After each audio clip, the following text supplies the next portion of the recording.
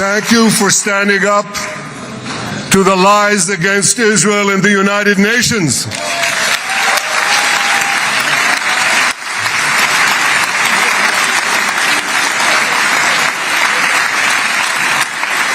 Thank you for recognizing in your 2020 peace plan our rights in Judea and Samaria, the ancestral homeland of the Jewish people.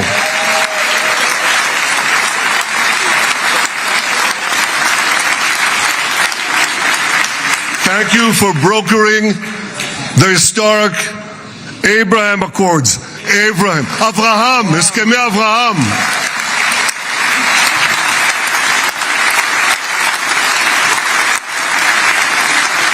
Thank you for withdrawing from the disastrous Iran nuclear deal.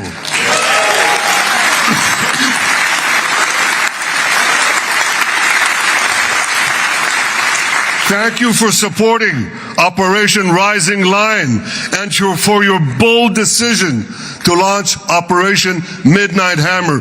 Boy, is that, you got to hear this.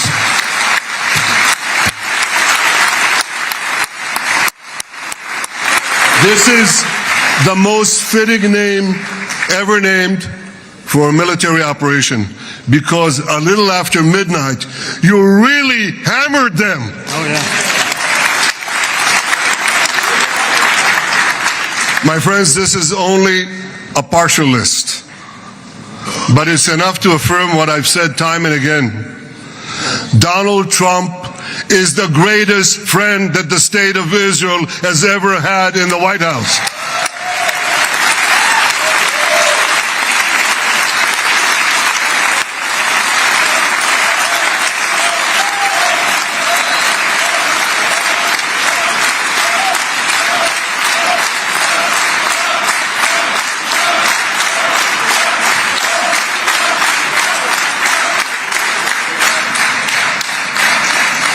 No American president has ever done more for Israel.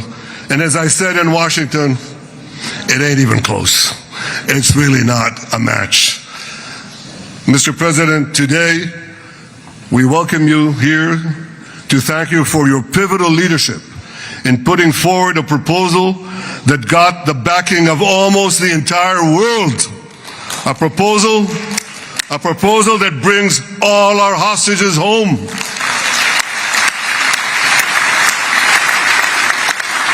A proposal that ends the war by achieving all our objectives. A proposal that opens the door to an historic expansion of peace in our region and beyond our region.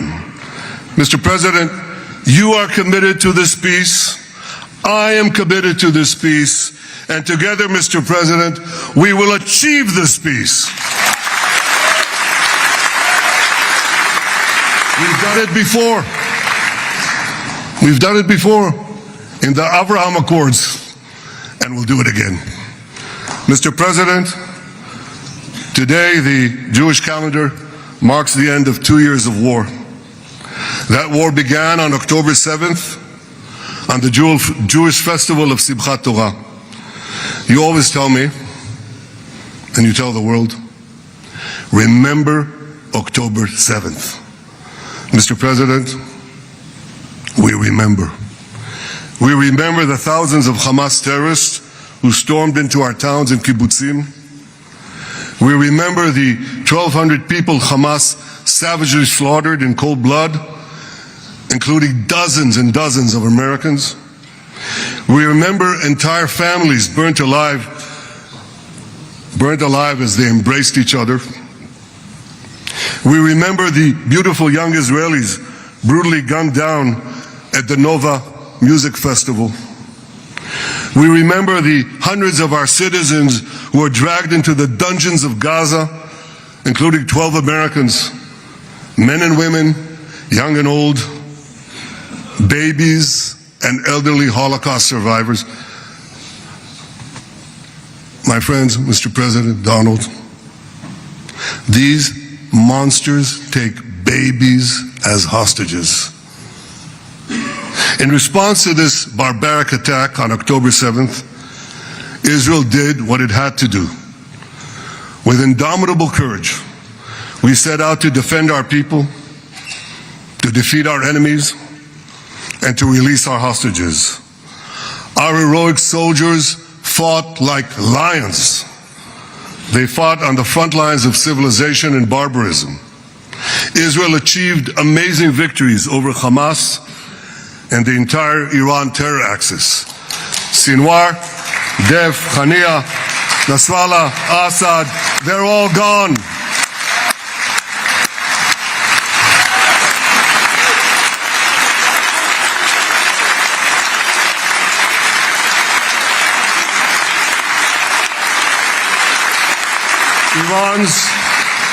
Iran's nuclear weapons and ballistic missile program, with your enormous help, Mr. President, rolled back. Half the Houthi leadership wiped out. But the price of this victory, the price of these victories, has been heavy. Nearly 2,000 of Israel's finest were lost, nearly half in battle. They left behind parents, spouses, siblings, and children. Their love and laughter, their promise and potential were lost forever. To the families of our fallen fighters, many of them are here, I say, I know the depth of your pain. I know the inconsolable grief that will accompany you for the rest of your lives. The state of Israel bows its head in eternal gratitude to our fallen heroes. Because of these heroes, our nation will survive. Because of these heroes, our nations will thrive. And because of these heroes, our nation will have peace. Mr. President, thousands of our brave soldiers were also wounded, suffering terrible blows to body and soul. Brave soldiers like Ari Spitz. Ari is an American.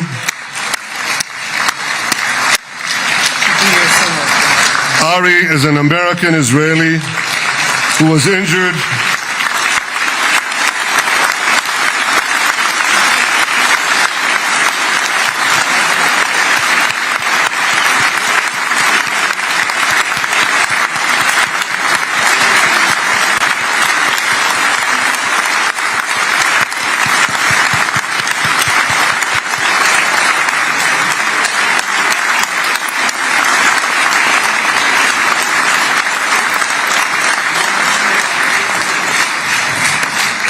Ari is an American Israeli who was injured in Gaza while searching for Hamas terrorists and weapons.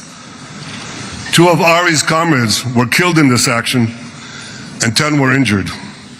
Ari was presumed dead, but made a miraculous recovery despite losing 3 limbs. Ari, stand up for a minute alone. Stand up. There you go. There.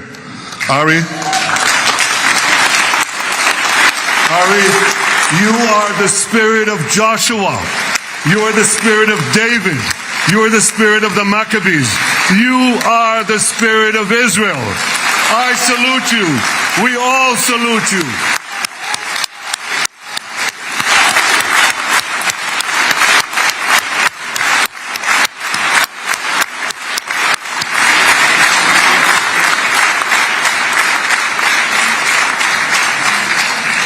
Sabine Tassa of Kibbutz Netiv HaAsara is watching us today from the Israeli consulate in Los Angeles.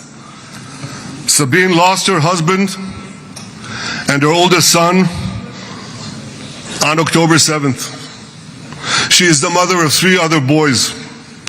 2 of them, Koren and Shai, witnessed their father jump on a Hamas grenade to save his 2 sons. We all saw the film of those 2 boys crying out in pain, "Father is dead.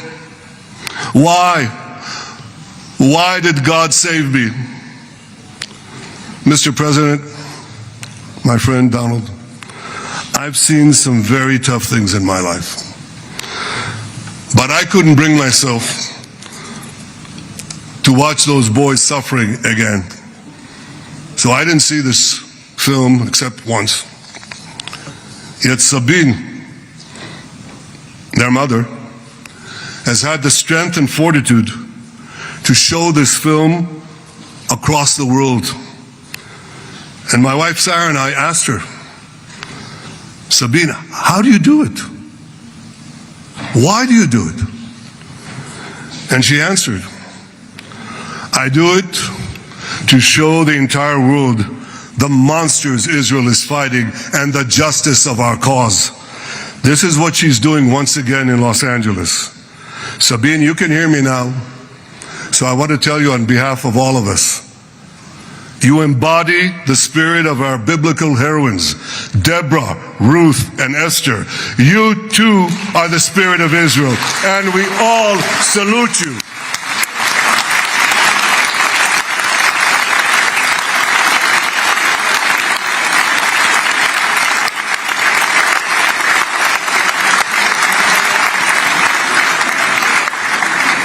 Mr. President, you asked me on our many conversations during the 12-day war with Iran, you asked me, how are the people holding up?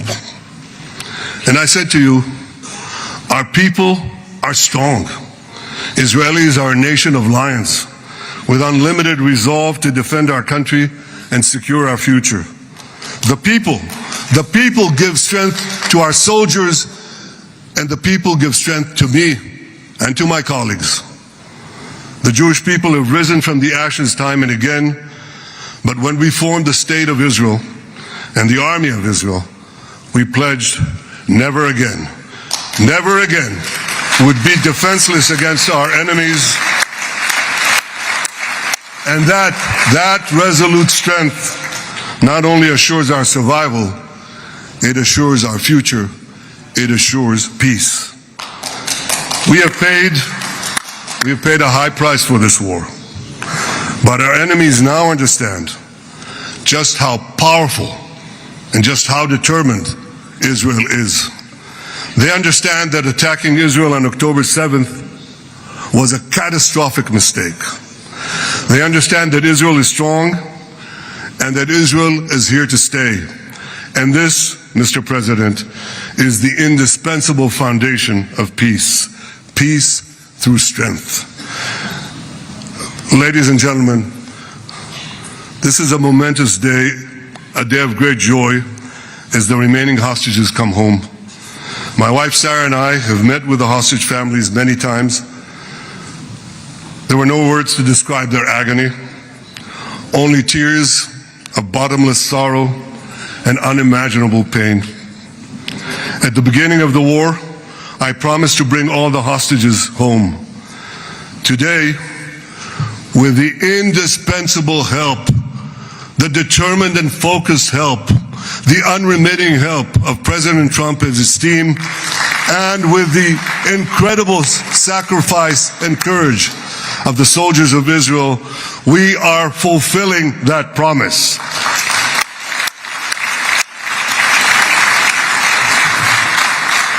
It has been a long journey to get here. In the first week of the war, our brave soldiers put military pressure on Hamas, and the international community put diplomatic pressure on them. This enabled us to secure the release of over 100 hostages. In heroic rescue attempts behind enemy lines, Israel's special forces rescued 8 live hostages and brought back the remains of dozens more. But as time went on, we all know what happened. The diplomatic pressure was turned on its head. More and more governments bought into Hamas's false propaganda. More and more governments succumbed to anti-Semitic mobs in their own countries. They just turned on Israel. They called for us to surrender to Hamas demands, just leave Gaza immediately, they said, end the war without committing to disarm Hamas, without committing to demilitarize Gaza.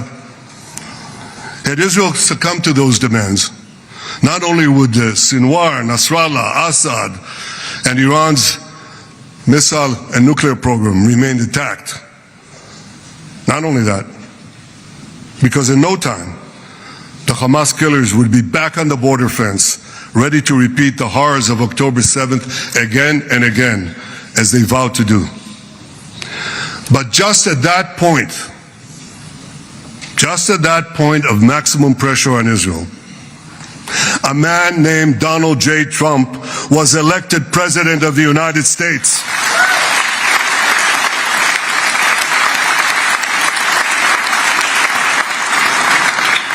And ladies and gentlemen, overnight, everything changed. Everything.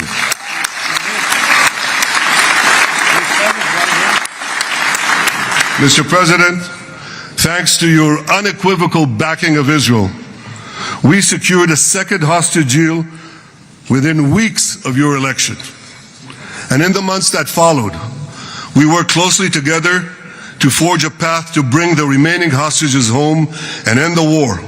End the war in a way that ensures the disarming of Hamas, the demilitarization of Gaza, and that Gaza would never again pose a threat to Israel. 2 months ago, you fully backed my decision to send the IDF into the last Hamas stronghold in Gaza City. You shared my view that this military pressure would help free the hostages. And despite all the criticism, all the naysayers, we were right. Hamas caved in. And 2 weeks ago, you succeeded in doing something miraculous. You succeeded in doing something that no one believed was possible. You brought most of the Arab world, you brought most of the world behind your proposal to free the hostages and end the war. I want to thank Steve Witkoff, Jared Kushner, and Ron Dermer for their great contribution to this effort.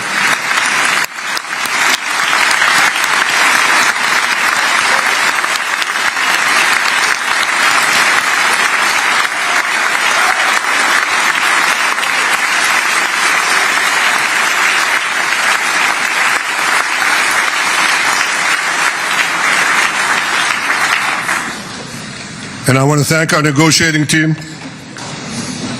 I believe that the close cooperation between the two of us, between our two nations, combining Israel's military pressure and President Trump's unmatched global leadership. I have to tell you, I've seen a lot of American presidents.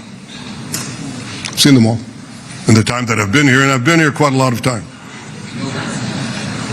I've never seen anyone move the world so quickly, so decisively, so resolutely as our friend President Donald J. Trump.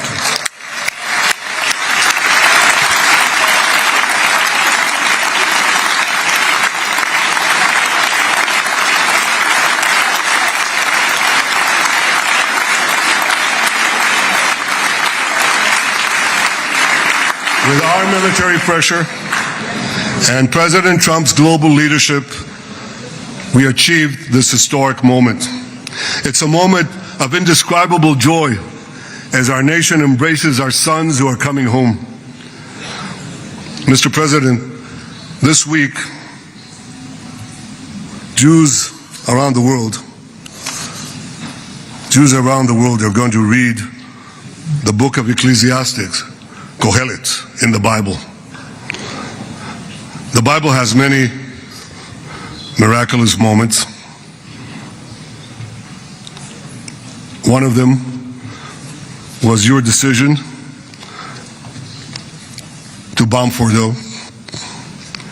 I think it was a pivot of history because it wasn't meant only to bomb Fordo.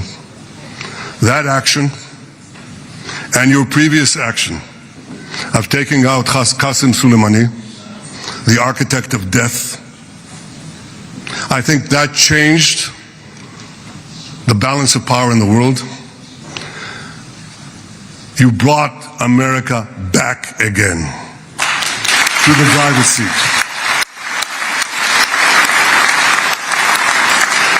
Now, I said that we're going to read this week the book of Ecclesiastes. It's not a book of action. It's a book of meditations, of thought, a perspective on life and on death. And in this book we read the immortal words of King Solomon. To everything there is a season, and a time for every matter under heaven. Et milchama ve'et shalom. A time for peace and a time for war. The last 2 years have been a time of war. The coming years will hopefully be a time for peace.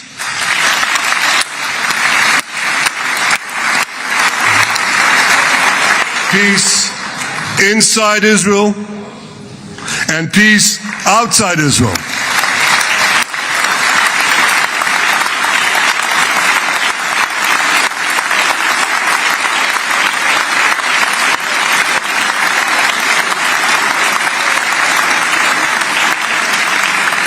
I look forward to continuing marching with you on the path we paved together with the Abraham Accords. Under your leadership, we can forge new peace treaties with Arab countries in the region and Muslim countries beyond the region. Abraham's children will work together to build a better future, a future that will unite civilization against barbarism, light against darkness, and hope against despair. And my friends, I believe that with President Trump's leadership, this will happen a lot faster than people think.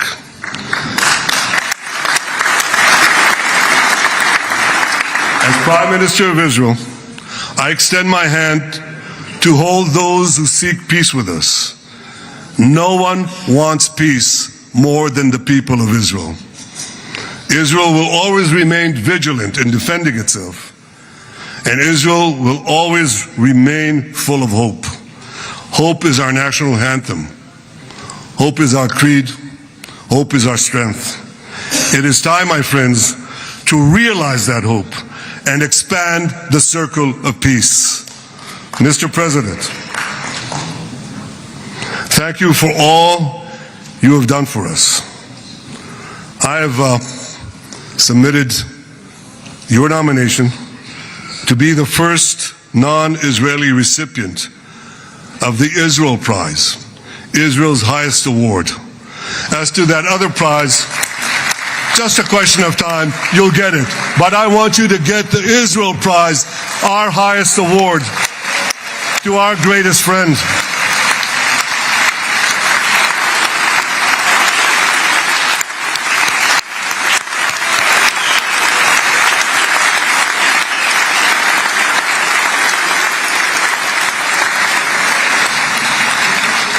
When others were weak, you were strong. When others were fearful, you were bold.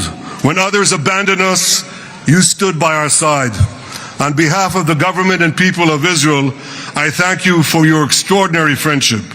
Thank you for helping bring our hostages home. Thank you for supporting Israel's march to victory. Thank you for paving a path to peace. מכובדי נשיא ארצות הברית, ידידי דונלד, ברוך הבא לישראל, ברוך הבא לירושלים, ברוך הבא ביום המרגש הזה, שהחיינו וקיימנו והגיענו לזמן הזה.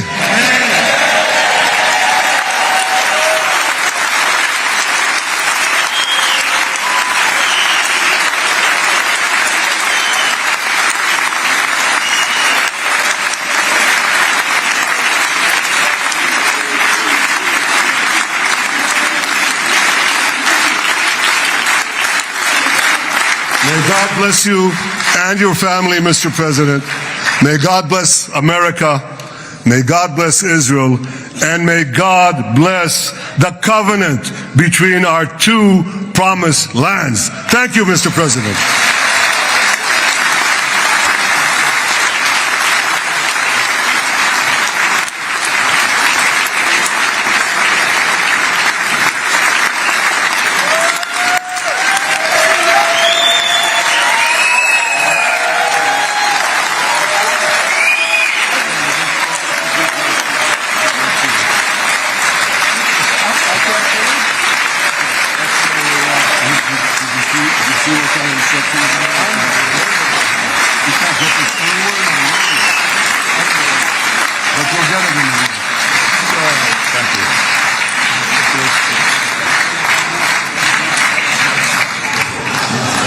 The President. Where?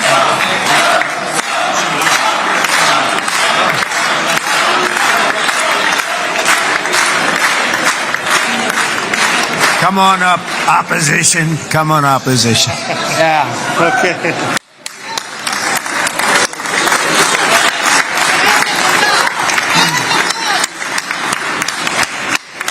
אני מתכבד להזמין כעת את ראש האופוזיציה, חבר הכנסת יאיר לפיד.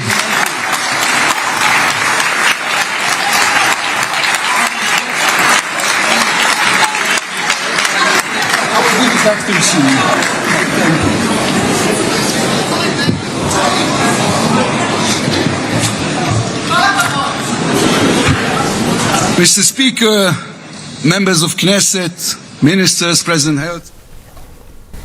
Israel நாடாளுமன்றத்தில் Israel அதிபர் உரையாற்றியதை பார்த்தோம்.